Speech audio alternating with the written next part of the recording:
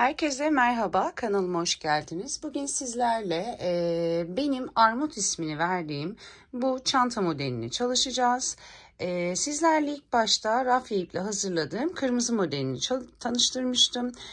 Bugün rafya ile çalışmayacağım. Aynı ebatlarda, aynı yöntemle hazırlanmış yine tığ işi koton iple, koton makrome iple hazırlamış olduğum modeli çalışacağız. Daha kolay örümü var, daha çabuk yürüyor. Bunu rafya iple çalıştım. Yine kolay örülebilir bir rafyaydı ama daha hızlı anlatabilmek açısından makrome iple çalışacağız bugün. Bütün taban ölçüsü, artırma yerine kadar olan ölçü, genel genişlik, uzunluk, aradaki iki çantanın arasındaki tek fark sap uzunluğu oldu. Bu sapı yapmıştım ama her bayan bu kısalıkta sapı kullanamayabiliyor maalesef. O yüzden sapı birazcık yükselterek bu forma getirdim. Bunu taktığımda daha kullanışlı olduğunu düşündüm. Dilerseniz bu sap ölçüsünü de veririm. Bunda hiçbir eksiltme yapmadan direkt aynı boyda yürümüştük. Bu sapın bir bölümünde yukarıya doğru eksiltme yaptım ve sapın omuza gelecek kısmını incelttim. Her ikisi hakkında da bilgi vereceğim ama tamamıyla görüntüye aldanmayın. Ölçüler, taban ölçüsü, genişlik hepsi aynıdır. Şimdi dilerseniz hemen yapımına başlayalım. Pembe beyaz çantamın yeşil beyazını hazırladım. Aynı ebatlarda. Bunun sap kısmını birlikte çalışacağız. Başlangıçta ben kolay anlatabilmek ve anlayabilmeniz için farklı küçük bir model çalışacağım. Küçük model çalışıp sonra büyüye devam edeceğiz. 5 numara tığ kullanıyoruz. Onun dışında şu an yine ben koton 2 büklüm bir ip kullanacağım. Ama kullanmış olduğum ipin türü burada 2 renk bir ip kullandım. Pamuk makrome ipin miliminin aynısıdır. 2,5-3 milimlik bir ip kullanmış oldum. Şimdi çantamıza ben hemen buraya da sizler için bütün ölçüleri yazdım. Çantamız için sizlere zincir sayısı herhangi bir başlangıç zincir sayısı vermeden başlayacağım. Santim vereceğim arkadaşlar. Bunun sebebi de her türlü ip çeşidiyle aynı modeli, aynı kalıbı çıkartabilmeniz için. Mesela ne yaparsınız? Elinizde fazladan bir sürü koton ipiniz vardır. Rengarenk bir kolaj çalışmak istersiniz. Koton iplerle yapabilirsiniz. Kağıt iple yapabilirsiniz. Rafya ile yapabilirsiniz. Onun dışında aklınıza gelebilecek her türlü ip çeşidiyle bu çantayı hazırlayabilirsiniz. O yüzden belirli bir zincir sayısı vermeyeceğim. Ben şimdilik küçük bir model çalışacağım. Sadece artırmaları görüyor olabilmeniz için. O sebeple küçük bir model çalışacağım için herhangi bir zincir saymıyorum. Küçük bir model olacak. Şimdi siz zinciri yapacaksınız. Zincir çekerken siz de saymayın. Sadece çift sayı olmasına dikkat edin. Tek sayı olmasın zincirleriniz. Zincir sıranızın başlangıçta 16 santim olması gerekiyor arkadaşlar. Burada kağıdı da göstereyim sizlere. Ekran resmi çekmek istersiniz belki. Toplamda çift sayı olması gerekiyor. Tek sayı olmaması gerekiyor. 16 santimlik bir zincir çekeceksiniz. 16 santimlik zincir çektikten sonra arkadaşlar bir zincir de fazladan çekeceksiniz. Mesela ben hemen buradan örnek vereyim sizlere. Eğer makrome iple çalışacaksanız bu makrome iple aynıdır. Benim yapmış olduğum çantalar pembe çanta. Makrome iple toplamda 18 zincir çektim. Bir de başlangıç zincirim oldu. Toplamda 19 zincirle başladım. Rafya ipim kalın bir rafya ipti. Rafya iple 20 zincir çektim. Bir de başlangıç zincirim toplamda 21 santim oldu. O yüzden zincir sayıları tamamıyla bazen oynayabiliyor santim olarak. Kesinlikle size şu anda zincir sayısı vermiyorum. Siz de bu şekilde yapabilirsiniz. Şu anda ben bir çift yapmaya özen gösterin. Küçük bir çalışma yapacağım. Zincir çektikten sonra bakın başlangıç zincirimizin hemen yanındakine batıp tamamıyla sık iğne yapıyoruz arkadaşlar. Sık iğne yaparak sıra sonuna kadar geleceğiz. Hızlı yaptığımı düşünenler varsa eğer ayarlar kısmından Videoyu yavaşlatarak izleyebilirsiniz. Bakın son zincirimin içerisine toplamda 3 tane batacağım. Birinciyi bu tarafa, ikinciyi tam karşı noktaya ve döndürüp üçüncüyü de hemen ilk batmış olduğumun tam karşısına. Sıra sonuna kadar karşılıklı gelecek şekilde tüm zincir boşluklarına bir sık iğne yapıyoruz.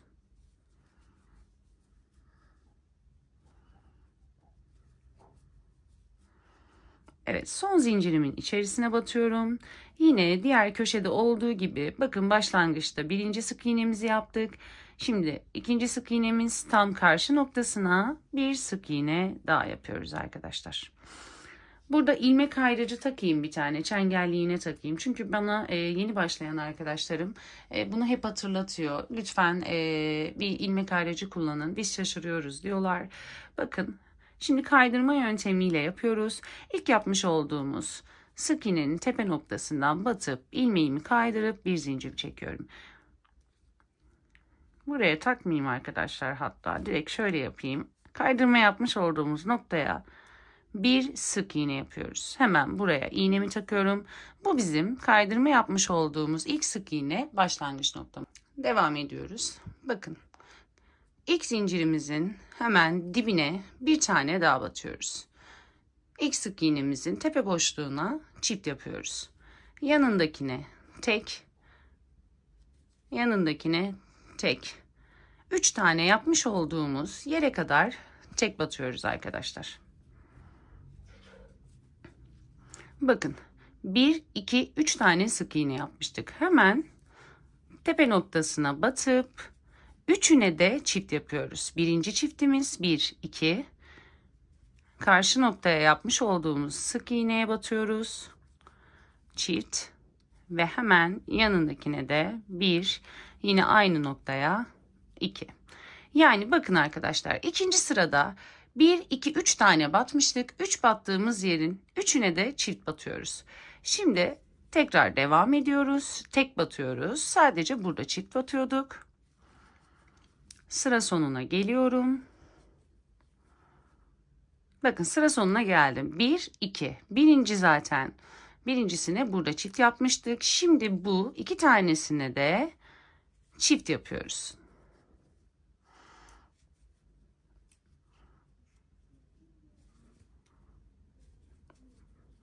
Bakın iğnemi taktığım yer benim başlangıç sık iğnemde. Tepe noktasına batıyorum. Bir ilmek çıkartıyorum. Diğer ilmeğimden kaydırıp bir zincir çekiyorum. Şimdi bu iğnemi buradan çıkartıyorum. Bakın arkadaşlar, şimdi aslında bilinmesi gereken arttırma noktasına geldik. İlk arttırmamız 1, 2, 3 tane çiftte. 1, 2, 3 tane çiftte. Şimdi bundan sonraki artırmaları hep bu şekilde yapacağız. Bakın kaydırma yapmış olduğum ilk sık iğnenin tepe noktasına çift batıyorum. Bu benim başlangıç noktam, kaydırma yapacağım yer. Artırma yapmış olduğumuz yere kadar diğerlerine tek batıyoruz.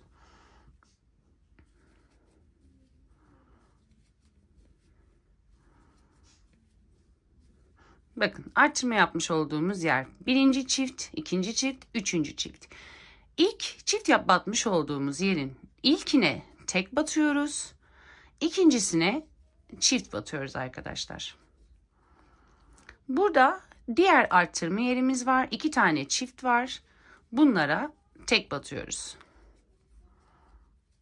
Şimdi geldik diğer çiftimize. İlkine çift batıyoruz. İkincisine tek batıyoruz. Şimdi sıra sonuna kadar tek sık iğne yaparak devam ediyoruz. Evet, çift yaptığımız yere geldik. Çiftin birinci sık iğnesine tek, ikincisine çift batıyoruz. Diğer çiftimize geldik. Birinci sık iğne, ikinci sık iğne. Bunların ikisine de tek batıyoruz arkadaşlar. Arttırma yapmıyoruz yani ortalarda. Tek battık. Geldik başlangıç noktamıza. İlk yapmış olduğum sık iğnenin tepe noktasından geçirdim, kaydırma yaptım ve bir zincir çektim. İğnemi çıkartıyorum. Artırmaya bir sonraki sıralarda da hep aynı devam ediyoruz. Farklı hiçbir şey yapmayacağız.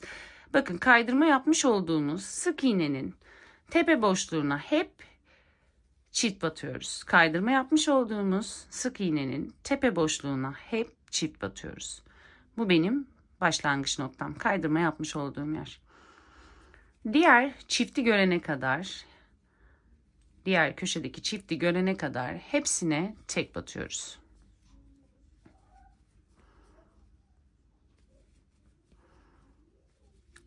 Şimdi birkaç sıra yürüdükten sonra anlayacaksınız mantığı. Çifte geldik. Çiftin ilkine tek, ikincisine çift batıyoruz. Ortada tek battıklarımızın hepsine hiç arttırma yapmadan her sırada tek batıyoruz arkadaşlar. Ortada hiçbir şey değişmeyecek. Yani nasıl olacak? İki tekin solunda ve sağında hep çift olacak. Onun dışında farklı hiçbir noktaya çift batmayacağız. Bakın, iki tekin sağında çift batmıştık. Solunda da yine iki tane burada çiftimiz vardı. Her zaman tekin yanındakine çift batacağız. Diğer sık iğneye tek batıyoruz. Devam ediyoruz. Çifti görene kadar tek sık iğne yapıyoruz.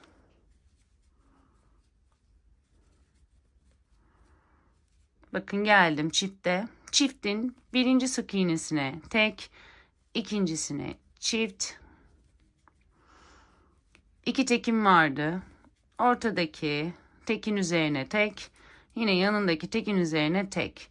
Yine başlangıç sık iğnemin tepe noktasına batıp ilmek çıkartıp kaydırıp bir zincir çekiyorum. İğnemi çıkartıyorum.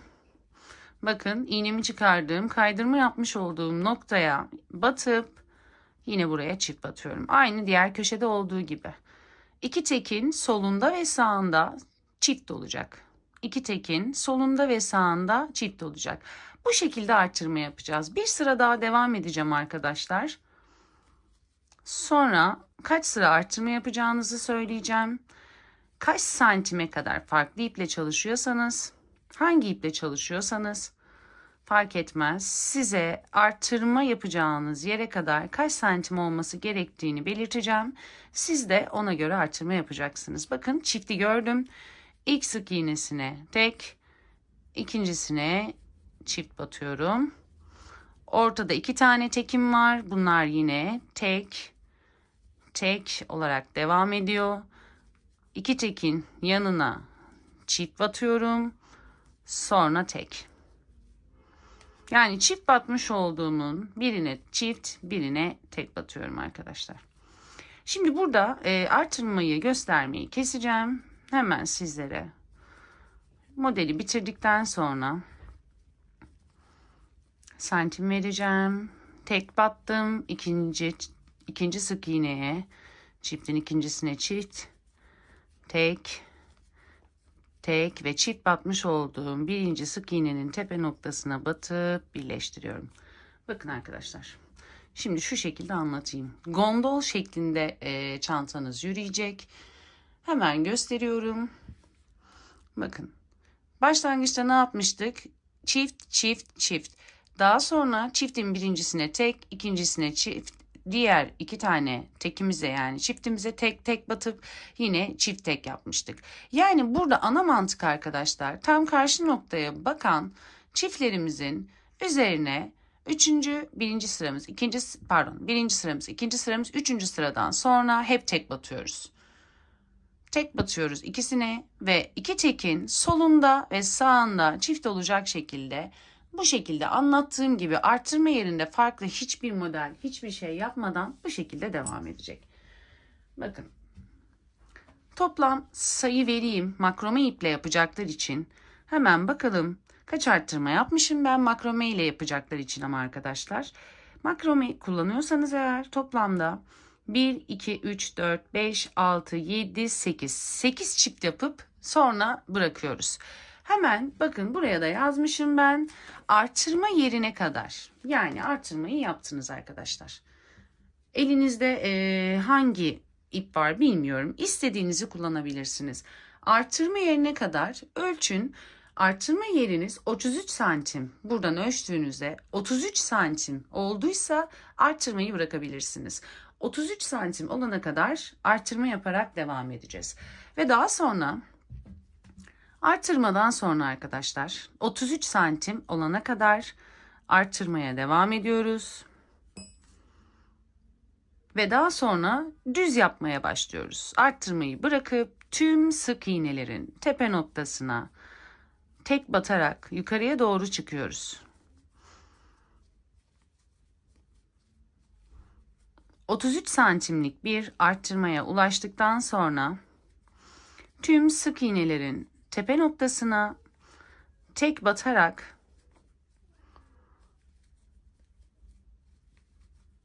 yukarıya doğru çıkıyoruz. Toplamda 20-21 santime ulaşıncaya kadar tek sık iğne yaparak yukarı çıkıyoruz. Burada da hemen yine makrome iple çalışacaklar için belirteyim. 8 sıra artırma yaptıktan sonra düze geçtim arkadaşlar. 1, 2, 3, 4, 5, 6, 7, 8, 9, 10, 11, 12 sıra yapmışım. 12 sıra benim için yeterli oldu. 20,5-21 santim kadar çıkmış oldum. Yani şöyle tekrar belirteyim arkadaşlar. 33 santime ulaştınız. Bakın 33 santime ulaştınız. Arttırmayı bitiriyorsunuz. Ve yukarıya doğru hiç arttırma yapmadan düz sık iğne ile devam ediyorsunuz. Sık iğneleriniz toplamda bakın başladığınız ilk sıraya benim 21. Minimum 20 olması gerekiyor arkadaşlar. 21 santim oluncaya kadar yukarıya kadar sık iğne şeklinde çıkıyorsunuz. Ben şu an bu çantayı çıktım. Bakın istediğim ölçüye geldi. Şu şekilde bir boyut aldı. Tam istediğim tarzda. Bakın görüyorsunuz değil mi? Hafif gondol görünümlü bir çanta oldu. Şimdi saplarını yapacağız beraber. Hemen saplarına geçelim.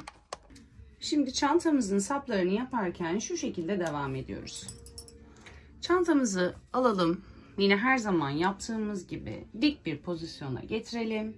Tam düz kısmı ortalayalım. Ve kenar köşelerden çantamızı şu şekilde birleştirelim.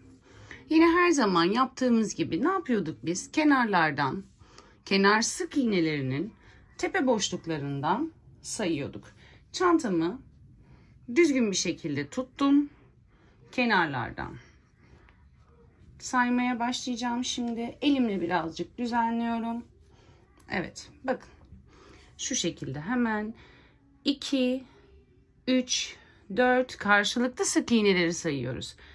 5, 6, 7, 8, 9, 10, 11, 12, 13, 14, 15, 16, 17, 18, 19, 20, 21. 21 sık iğne olacak karşılıklı. Hemen bu 21 sık iğneye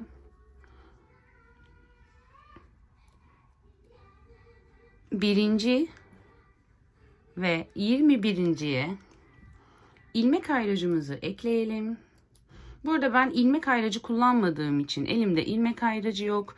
Bu yüzden çengelliğini kullanıyorum. Bilginiz olsun. Tekrar saymak istiyorum.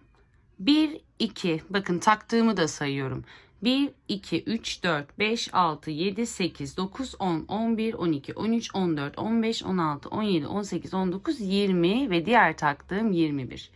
21 sık iğne bizim bir sapımızın bir ucu olacak. Şimdi hemen diğerini de tutuyoruz bu şekilde. Karşılıklı sık iğneleri sayalım. 1, 2 kaydırma noktamızı sayıyoruz. Bakın kaydırma yaptığımız ucu sayıyoruz. 3, 4, 5, 6, 7, 8, 9, 10, 11, 12, 13, 14, 15, 16, 17, 18, 19, 20. Şimdi karşılıklı gelmiyor. Burayı sayayım. Hayır geliyor. 20, 21. Sayıyorum hemen tekrar. Şuraya bir ilmek ayracı ekleyeyim. Burası 1, 2, 3, 4, 5, 6, 7, 8, 9, 10, 11, 12, 13, 14, 15, 16, 17, 18, 19, 20, 21. sık iğnemde. Bakın hemen burası. Şimdi bunları neye göre saydınız diyeceksiniz. Ben bunu göz kararı saydım. Siz de yapmış olduğunuz çantalarda göz kararı bunu ayarlayabilirsiniz. Ortada 1, 2, 3, 4, 5, 6, 7, 8, 9, 10, 11, 12, 13, 14, 15, 16, 17. Zinciri çift sayıyla başlayın deme nedenim buydu. Eğer zinciri çift sayıyla başladıysanız karşının da 17 olması gerekiyor. Hemen sayalım. 1, 2, 3, 4, 5, 6, 7, 8, 9, 10, 11, 12, 13, 14, 15, 16, 17 arkadaşlar. Evet, karşılıklı iki tarafımda 17 oldu. Size santim ölçüsü de vereyim. Çünkü ben hep göz kararı hesap yapıyorum. Siz de göz kararı yapabilirsiniz. Santim sayım, bakın uçtan iğneyi taktığım sık iğnenin sonuna kadar 10. Uçtan iğneyi taktığım yerin sonuna kadar 9,5-10. 9,5-10 civarı. Orta kısımda 17 tane sık iğneyi ölçersem 16 arkadaşlar. Yani burayı göz kararı yapacaksınız. Eğer makrome iple yapıyorsanız başta söylemiştim. 18 sık iğneyle başladık. Yani bir tane de fazladan attım. Başlangıç zincirim, özür dilerim. 18 zincirle başladım. Bir de başlangıç zincirim. 19 zincirle başladım. Arttırmaları 8 arttırma yaptım. 8 arttırma zaten 33'e tekabül etmişti. Yukarıya da 12 sıra dümdüz çıkmıştım sık iğneyle. Benim ölçülerim bu. 21, 17, 21. Eğer aynı ölçüde makrome ile yapıyorsanız bu ölçüde yapabilirsiniz. Kağıt iple de 20 ile başlamıştım. Kağıt ipte yanlış hatırlamıyorsam ortada 19, kenarlarda yine 21 olmuştu.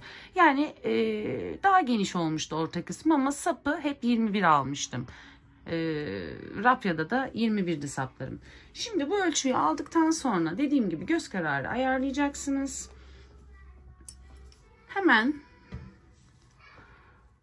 baştan yapayım. Bir zincir çekiyorum. Bakın bu arada ben 2 büküm koton ip ve bir de lase ip kullanıyorum. Toplamda makrome kalınlığına geliyor arkadaşlar. Şu an makrome ip gibi düşünün. Kullandığım makrome kalınlığında bir ip. Pamuk makrame. Polyesterler biraz daha ince olabiliyor. Hemen ilk iğnemi taktığım yere batıyorum. Bir sık iğne yapıyorum. Şimdi diğer iğnemizi takmış olduğumuz köşeye kadar sık iğne yaparak devam ediyoruz arkadaşlar. İğnemizin takılı olduğu yere kadar sık iğne. Tekrar söyleyeyim, makrome ve kalın bir rafya kullanıyorsanız 5 numara tığ kullanacaksınız. İğnemi yapmış olduğum yere kadar birlikte gelelim hemen.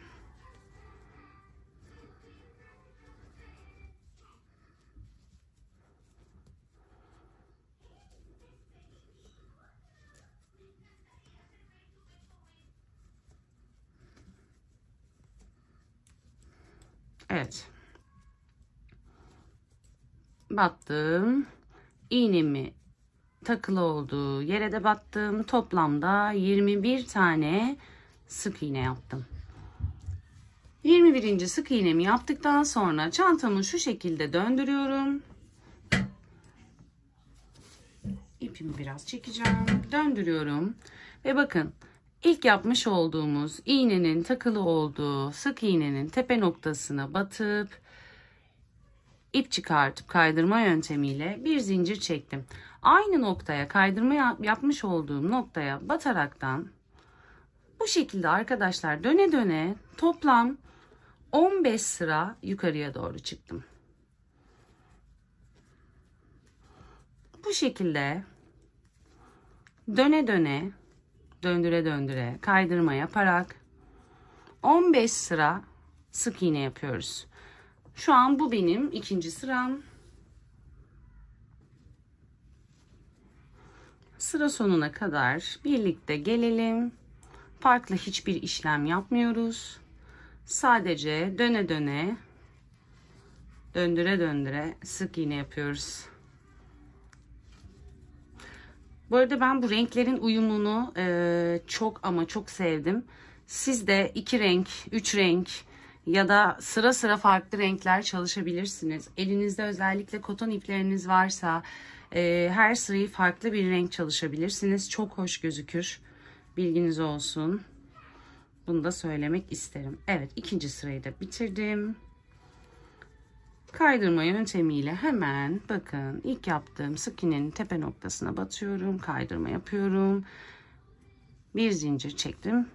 Ve yine aynı şekilde kaydırma yaptığım noktaya batarak devam ediyorum.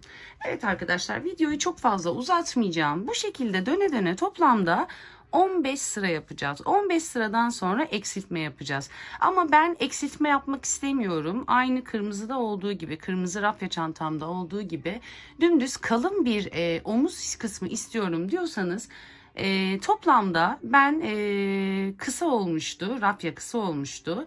Uzun istiyorsanız 25 sıra yapacaksınız. Kısa istiyorsanız arkadaşlar 21-22 sıra yapmanız yeterlidir. Yani kısa dediğim tam böyle kırmızı rafya ipim gibi, kolda takılan görselleri de vardır. Instagram sayfamdan bakabilirsiniz. Ama daha rahat takılsın, benim saplarım uzun olsun diyorsanız, kalın istiyorsanız, eksiltme yapmak istemiyorsanız 25 sıra çıkacaksınız. Ama omuz kısmını inceltmek istiyorsanız 10 sıra sık iğne yapalım. 10. sırada inceltmek için, eksiltme yapmak için buluşalım. Evet, 15 sıra sadece yukarıya doğru sık iğne şeklinde hazırlayıp geldim. Şimdi 15 sıra bu şekilde düz sık iğne ördükten sonra eğer eksiltmek istiyorsanız bakın 16. sırada eksiltme yapıyoruz. Eksiltmeyi nasıl yapıyoruz? Kaydırma yapmış olduğumuz sık iğnenin tepe noktasına batıp ilmeğimizi çıkartıp tığımızın üzerinde bekletiyoruz. Sonra hemen yanındaki sık iğnenin tepe noktasına batıp, pardon, ilmek aldım bir saniye. Sık iğnenin tepe noktasına batıp ilmek çıkartıp hemen yanındaki sık iğnenin de tepe noktasına batıp ilmeğimizi çıkartıp ikisini birden çekiyoruz. Sadece başlangıçta ve son 2 tane sık iğnede bunu yapıyoruz. Diğerleri hiçbir şekilde arttırmasız tek sık iğne olarak devam edecek. Sıra sonuna kadar tüm sık iğnelere tek batalım. Sıra sonundaki son 2 sık iğnede bir eksiltme yapacağız arkadaşlar. Böyle ipimi birazcık çekmek istiyorum. Evet, bakın. Devam ediyorum sıra sonuna kadar.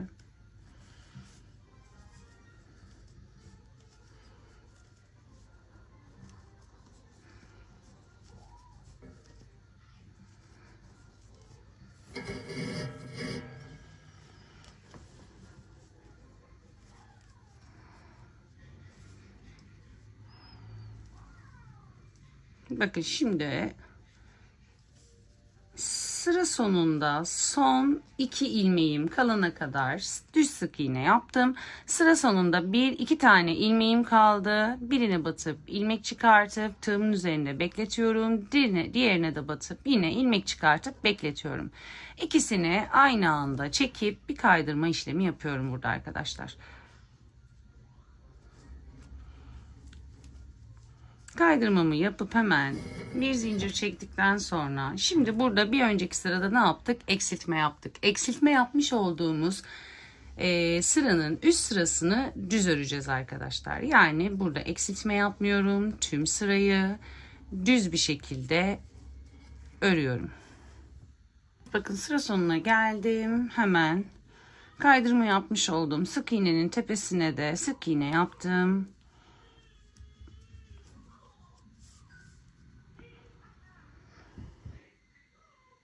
Evet, sıra sonuna geldim. Kaydırmamı yaptım. Bir zincir çekiyorum. Şimdi bakın ne yapmıştık? Eksiltme yaptık. Eksiltmeden sonraki sırada hepsini düz ördük. Şimdi düz ördükten sonra bu üst sırayı da eksiltme yapıyoruz arkadaşlar. Eksiltmede ne yapıyorduk?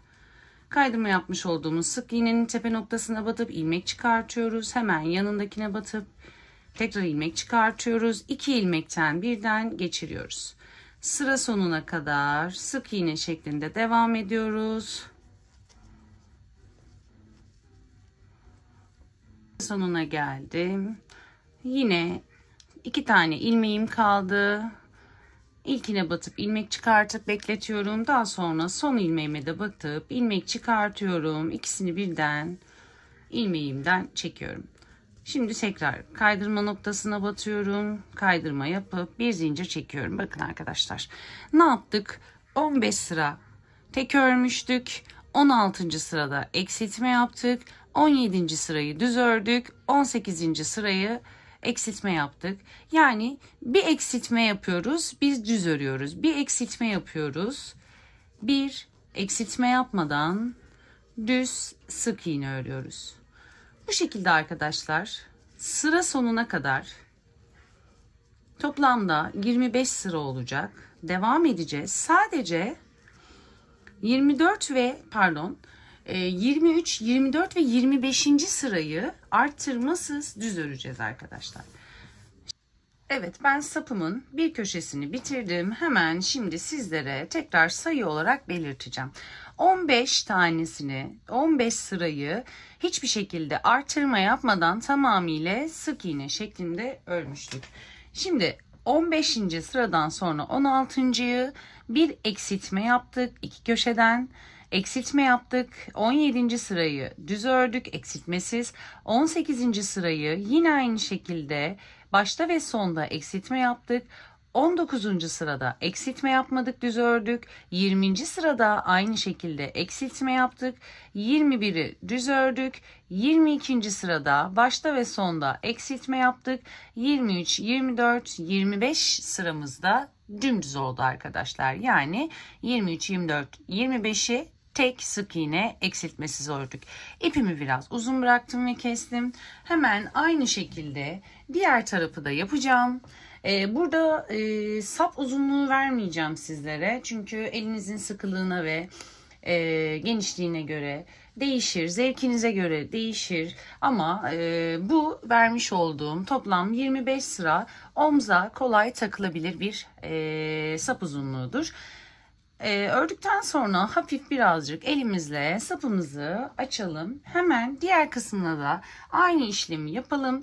Yani toplamda 25 sıra yapıyoruz. Eğer eksiltme yapmadan direkt omza aynı kalınlıkta gelsin istiyorsanız 25-25 hiç eksiltme yapmadan direkt dümdüz sık iğne yapacaksınız.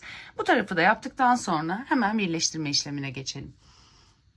Evet, çantamın 2 sapını da ördüm. Ve hemen şimdi birleştirme işlemine geçeceğim. Bunun için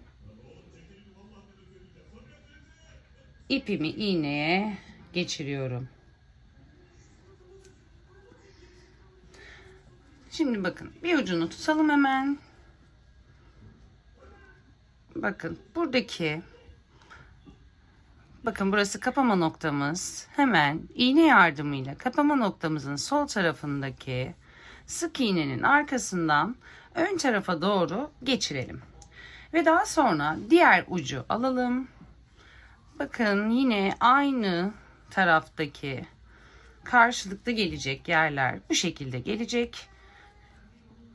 Bu şekilde geleceği için yine burada da bakın kapama yapmış olduğumuz yer bu tarafta olduğu için sağ taraftaki sık iğnenin dışından içine doğru geçiriyoruz. Şimdi bu iki ucu dikiş dikermiş gibi arkadaşlar sırasıyla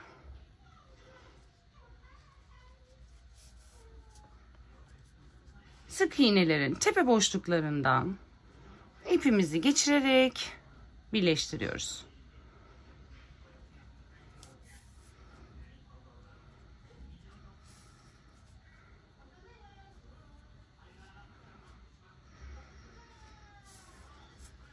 Şöyle çevireyim arkadaşlar, daha rahat anlayın. Bakın, dışından içinden, dışından sık iğnenin içinden bu şekilde birleştiriyoruz. Muntazam olması için atlama yapmayalım sık iğnelerden. karşılıklı gelen sık iğnelerin tepe boşluklarının hepsinin içerisinden geçelim.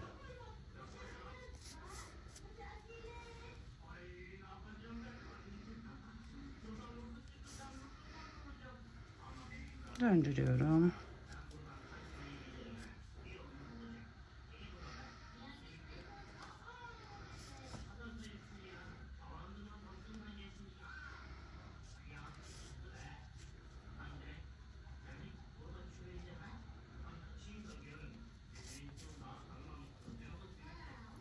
Evet.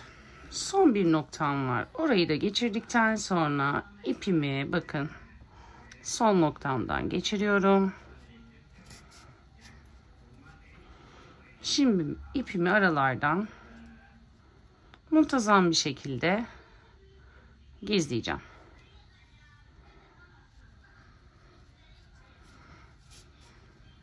Evet, bu ucu birleştirdim. Şimdi bakın burada uzun bıraktığımız bir ipimiz daha vardı.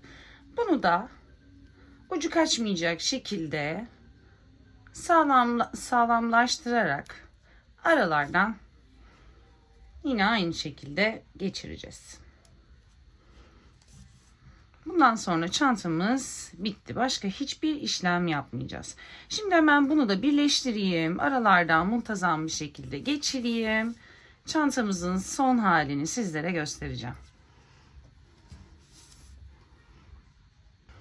Çantamın saplarını birleştirdikten sonra yine aynı sürekli kağıt ipte yaptığımız gibi muhakkak bir kere